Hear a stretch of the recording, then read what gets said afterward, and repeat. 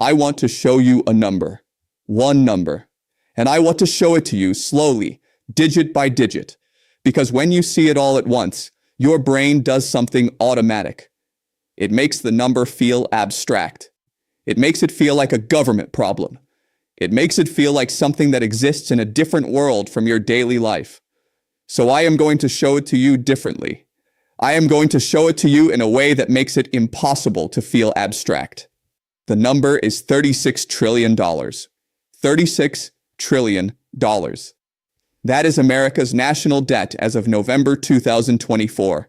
And right now, as you watch this video, that number is growing. Not slowly, not occasionally. Every single second of every single minute of every single hour, the number grows. The United States government adds approximately $1 trillion to that number every 100 days. $1 trillion every 100 days.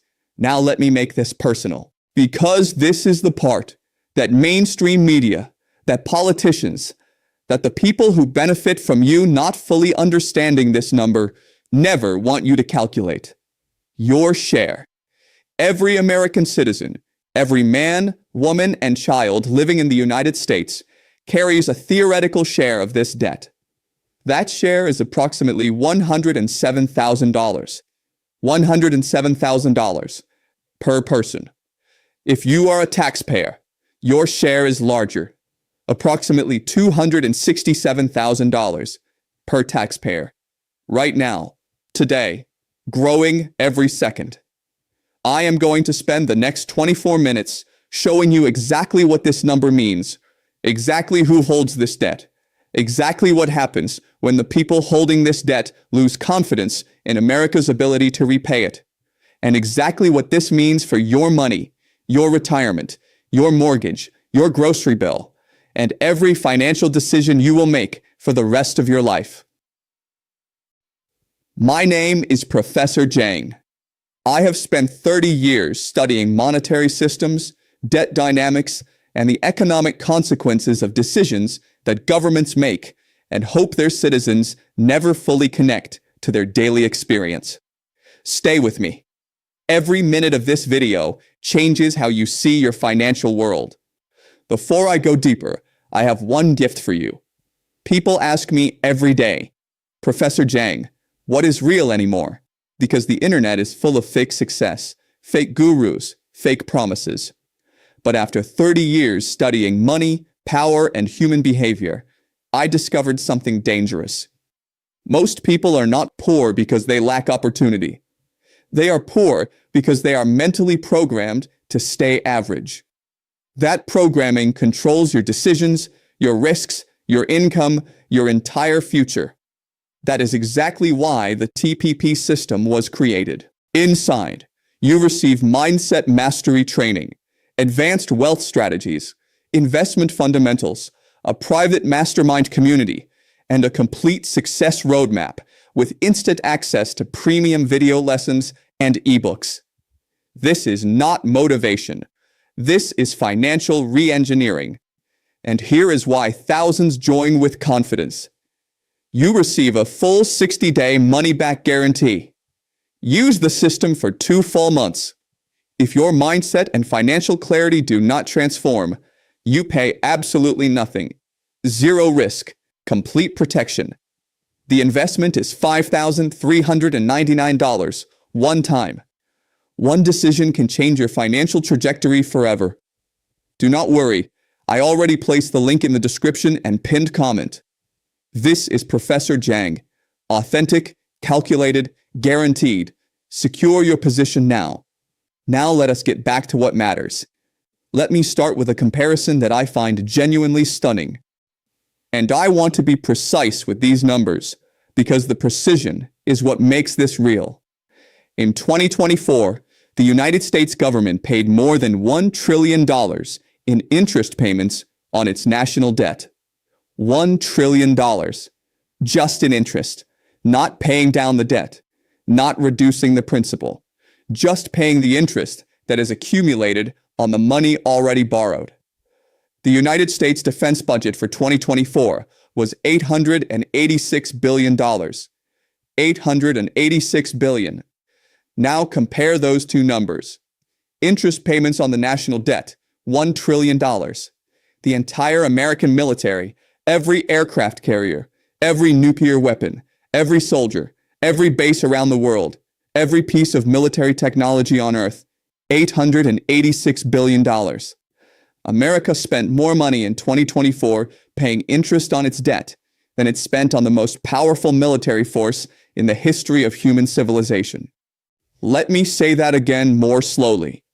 America spent more money in 2024 on the interest charges from borrowing than on everything the United States military does in an entire year. That comparison should stop you. That comparison should make you ask questions that most people never ask. How did America get here? What happens if it cannot get out? And what does it mean for the world if the country that issues the world's reserve currency cannot manage its own debt burden? Let me explain how America got here, because this is not a sudden crisis. This is a story of decisions accumulated over decades. The United States has not run a balanced budget since fiscal year 2001, 24 consecutive years of spending more than it collects in taxes. 24 years, every single year, adding to the pile. In the 1990s, America's national debt was approximately $5 trillion, significant, but manageable at the interest rates of that era. Then came the wars, Iraq, the war on terror, trillions of dollars in military spending, funded not by tax increases, but by borrowing. Then came 2008, the financial crisis, the bailouts, the stimulus, the quantitative easing. The Federal Reserve and Treasury did what they had to do to prevent a depression, and the debt climbed. Then came COVID-19. In approximately 18 months, between 2020 and 2021, America added $6 trillion to its national debt. $6 trillion in 18 months. Stimulus checks, Paycheck Protection Program, enhanced unemployment benefits, healthcare spending, vaccine programs, all necessary, all borrowed, all added to the pile. And then came the interest rate problem. For a decade, between 2010 and 2022, interest rates were near zero. When you have $30 trillion in debt and interest rates are near zero, your interest payments are manageable. When the Federal Reserve raised interest rates from near zero to 5.25% in the fastest rate increase in 40 years, every single dollar of that $36 trillion debt became more expensive to service. Every 1% increase in interest rates adds approximately $360 billion per year to America's annual debt service costs. The rate went up by more than 5 percentage points. The math is not complicated. And the result is what you see. Interest payments exceeding the defense budget for the first time in American history. Now let me talk about who holds this debt, because this is the part that most people never investigate. And when you understand who holds American debt, you understand something profound about American vulnerability. The largest single holder of U.S. Treasury debt is not China, it is not Japan, it is not any foreign country. The largest holder is the American government itself. Specifically, the Social Security Trust Fund. The Social Security Trust Fund holds approximately $3 trillion in U.S. Treasury bonds. What this means is that when Americans pay Social Security taxes, that money does not sit in a box waiting to be paid out to retirees. It gets lent to the federal government, which spends it on everything else, and promises to pay it back with interest when the retirees need it. For decades, this worked. There were more workers paying in than retirees collecting. The trust fund grew, but America's demographics changed. The baby boomer generation began retiring. The ratio of workers to retirees changed. And the Social Security Administration's own trustees report, its official document published every year, states clearly that Social Security will be insolvent by 2033. 2033, 8 years from now. Not projected to be strained, not projected to face challenges. The official government document says insolvent. At that point, if Congress does nothing, benefits would automatically be cut by approximately 23%. 23% for every retiree depending on Social Security. And Medicare follows. The Medicare Hospital Insurance Trust Fund is projected insolvent by 2036. Now here's the connection that most people never make. The Social Security and Medicare shortfalls, the gap between what is owed and what will be available, is not captured in the $36 trillion number. The $36 trillion is the official national debt. The unfunded liabilities, the promises made to Americans about Social Security and Medicare that are not yet funded, add up to an additional $175 trillion over 75 years. $175 trillion in promises made, with no current plan for how to fund them. When you add the official debt and the unfunded liabilities together, the real picture of America's financial obligation is not $36 trillion. It is something that no number I can say clearly will be able to make your brain fully process, because it is too large for human intuition to hold. Let me now talk about something that happened in August 2023, that most people saw as a one-day news story and then forgot.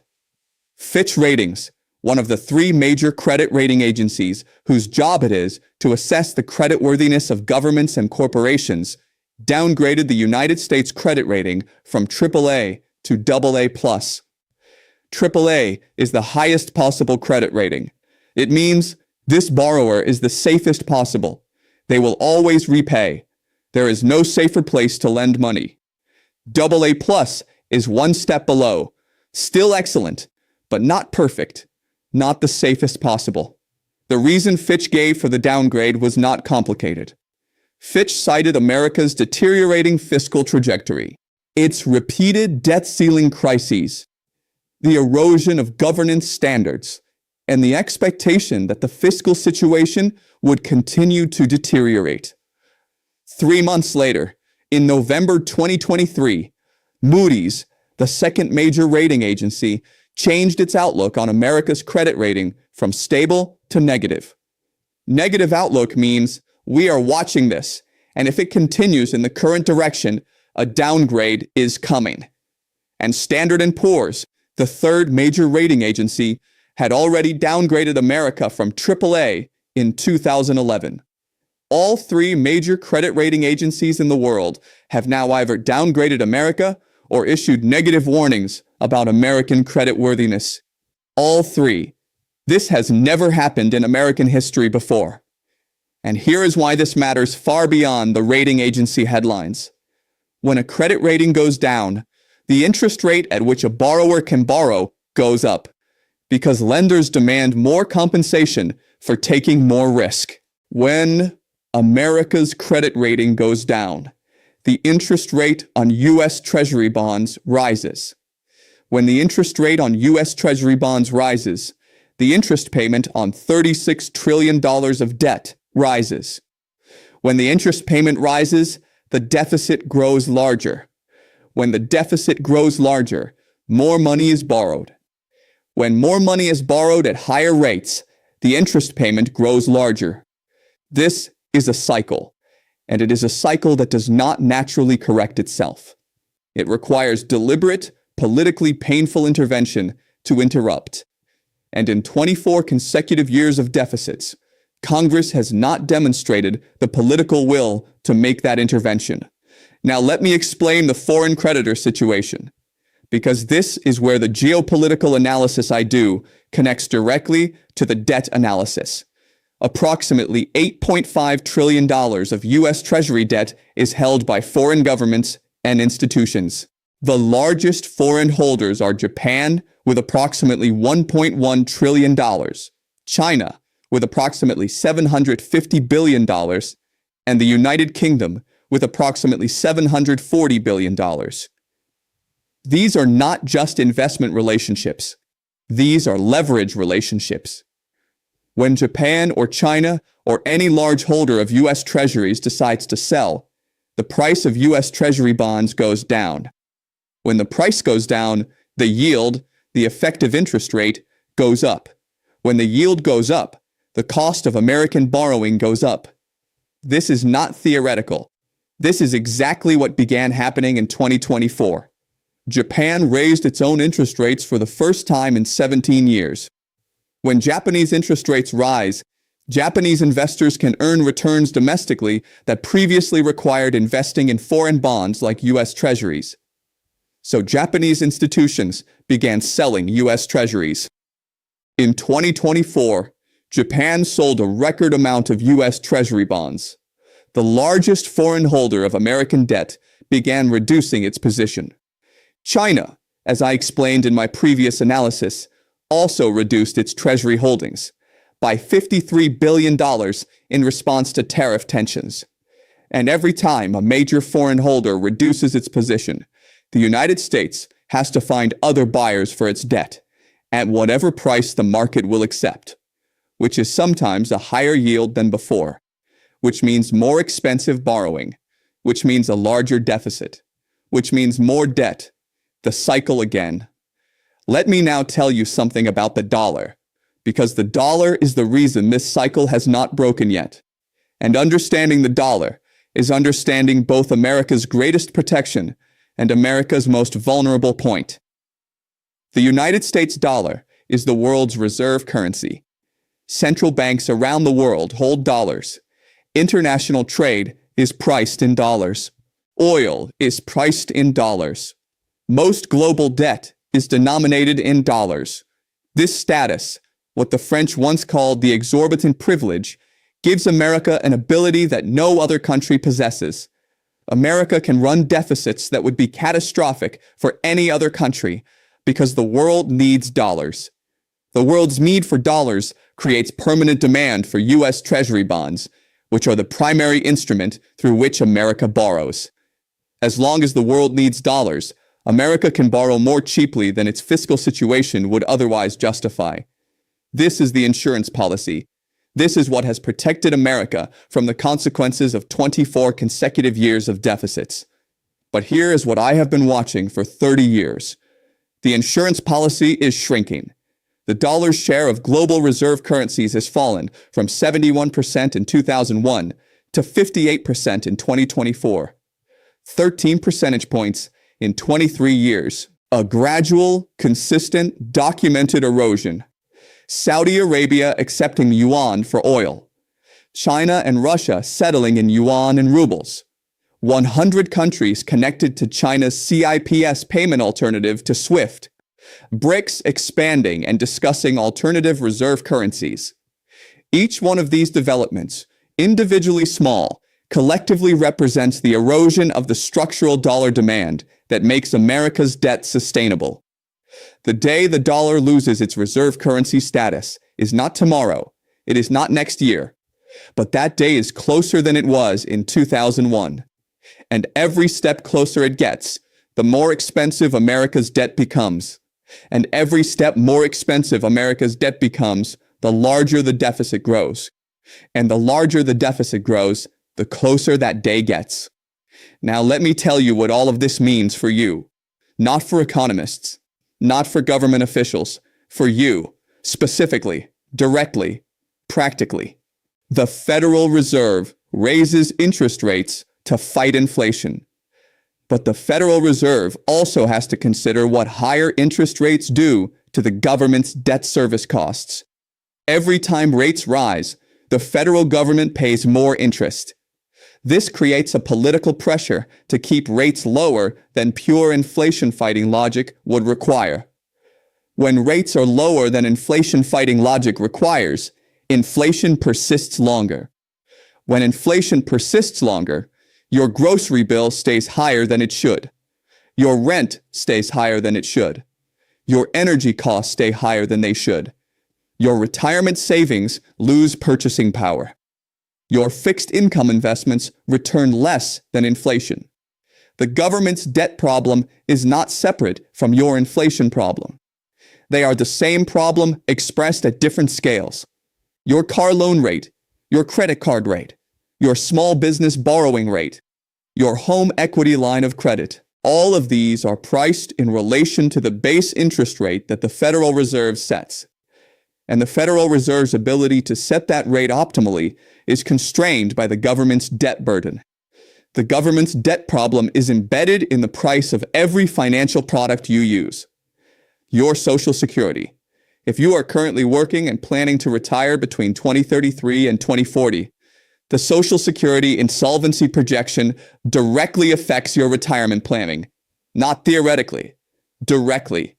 If you are planning to retire on a fixed income that includes Social Security, and Social Security benefits are cut by 23% in 2033, your retirement plan is off by 23% from the moment that cut happens. Do you have a plan for that? Most people do not, because most people have never been told clearly that this is the documented projection. Your tax burden. There are only 3 ways to address a debt of this magnitude, which America will not do because it would collapse the global financial system. Inflate, print money, reduce the real value of the debt through inflation, which hurts everyone who holds dollars or dollar-denominated savings. Tax, raise taxes significantly and cut spending significantly to generate surpluses that pay down the debt. None of those 3 options is painless. All of them involve a transfer of wealth. The only question is, who bears the cost? And historically, when governments face these choices, the people who bear the most cost are the people who are least prepared, least financially literate, and least positioned to protect themselves. I want to stop here and tell you something directly. I did not spend 30 years studying these systems to make you afraid. Fear is paralysis. Paralysis is the enemy of the only response that actually helps. I am telling you these things because preparation is the only answer that exists. Not preparation in the sense of building a bunker. Preparation in the sense of understanding what is happening well enough to make intelligent decisions about your money before the consequences of the government's decisions reach your doorstep. People who understood the 2008 dynamics before 2008 hit were not the people who had the most money. They were the people who had positioned themselves appropriately, who had diversified away from the specific risks that materialized, who understood the upstream and protected themselves before the downstream arrived. The TPP system is built around exactly this principle. Understanding how monetary systems, debt dynamics, and government fiscal behavior translate into real economic consequences for ordinary people, and building the financial intelligence to position yourself ahead of those consequences. Not after they arrive, before. 60 days. Full money-back guarantee. The link is in the description and the pinned comment. This is not a pitch. This is a genuine belief based on 30 years of watching the difference between the people who understood and the people who did not. Now let me give you my final assessment. America's debt situation is not a crisis that will explode tomorrow. I want to be honest about that. The $36 trillion number has been building for decades and will continue building for more decades before reaching a breaking point. The dollar's reserve status provides genuine protection that extends the timeline. America's economic productivity, technological innovation, and institutional strength provide genuine buffers that extend the timeline. This is not a doom prediction. This is not a prediction that America collapses. But here is what is true. The trajectory is not sustainable. Every credible economic analysis, from the CBO, from the IMF, from the credit rating agencies, says the trajectory is not sustainable. All 3 major credit agencies have now said so officially. And trajectories that are not sustainable do not continue forever.